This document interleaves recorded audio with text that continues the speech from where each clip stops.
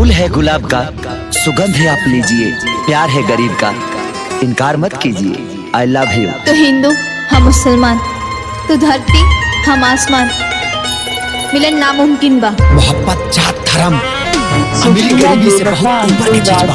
हमसे मोहब्बत करके जमाना के दुश्मन बनेगा और जब जान पर आई तब निकल जाएगा। अबू जान अपना मौत की दावत मत दो, ना तो आंसू बहावेला तोरा घर वालन के तो हर लाश तक ना मिली। डीजे मुन्ना, डीजे मुन्ना, डीजे मुन्ना। सिमरी सिमरी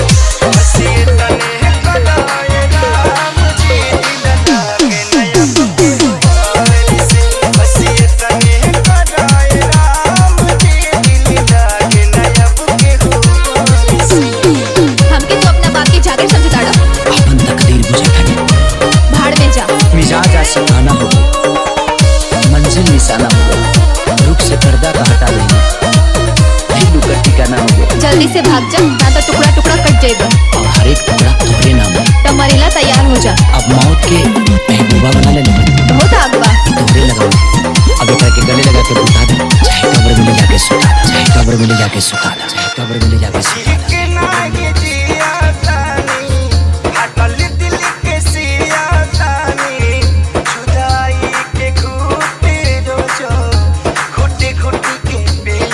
सुशीला देवता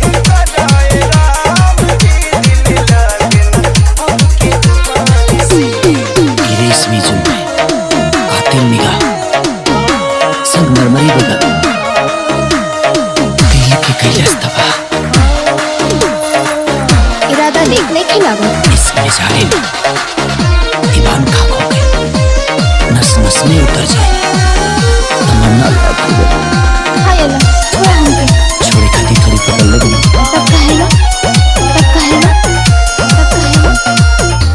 दुनिया बनवला तू ही वाहिरे खुदाई, काहे ना बनवला सदके। अंकुर भाई का चैनल सब्सक्राइब करो। हादिस हंगामा, हादिस हंगामा। दुनिया बनवला तू ही वाहिरे खुदाई, काहे ना बनवला सदके। दिल के दवाई सपना रहल अधूरा, सोचल भइल ना पूरा, गुजरीले दुख के दौर से, बस ये तने सुशीला देवता अंकुर राज कीजिए।